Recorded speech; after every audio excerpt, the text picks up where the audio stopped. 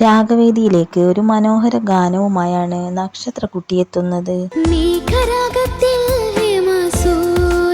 നന്നായിരുന്നു, ഉഗ്രൻ സെലക്ഷൻ, നന്നായിട്ട് പാടുകയും ചെയ്തു.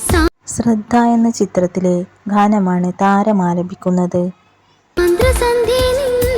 ചെറിയ ചെറിയ പൊടി പൊടി സംഗതികളുണ്ടല്ലോ, അത് നന്നായിട്ട് എടുത്തു.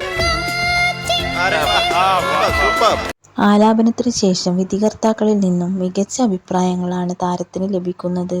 ഫിനാലെ അടുത്ത് വരില്ലേ, വളരെ മൈന്യൂട്ടായിട്ടുള്ള കാര്യങ്ങൾ പോലും നമ്മൾ വളരെ കൃത്യമായിട്ട് നോക്കും.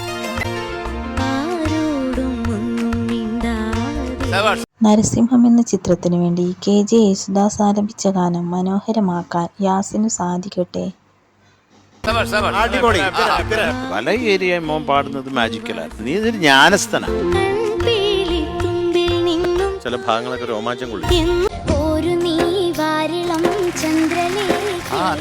കാശ്മീരം എന്ന ചിത്രത്തിലെ ഒരു മനോഹര ഗാനവുമായാണ് നിവേദ്യ എത്തുന്നത്.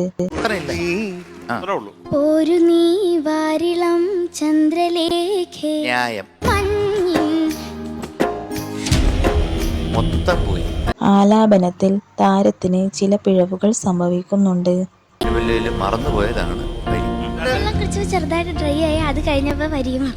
അതൊന്നും ഇനി ഒരു ബാധകമല്ല. നമ്മൾ പാടിയില്ല എന്നുണ്ടെങ്കിൽ മാർക്ക് പോകും, ഉറപ്പാണ്. എക്സാമിനേഷന് പോയിരിക്കും, ഓർമ്മ വന്നില്ല, മാർക്ക് അത്രേ ഉള്ളൂ. കണ്ണെഴുതി പൊട്ടും തൊട്ട് എന്ന ചിത്രത്തിലെ ഗാനവുമായാണ് ശ്രീധർഷ് എത്തുന്നത്.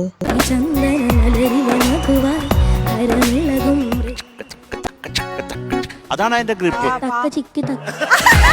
കുരുന്നു താരങ്ങളുടെ പ്രകടനങ്ങൾക്കായി നമുക്ക് കാത്തിരിക്കാം.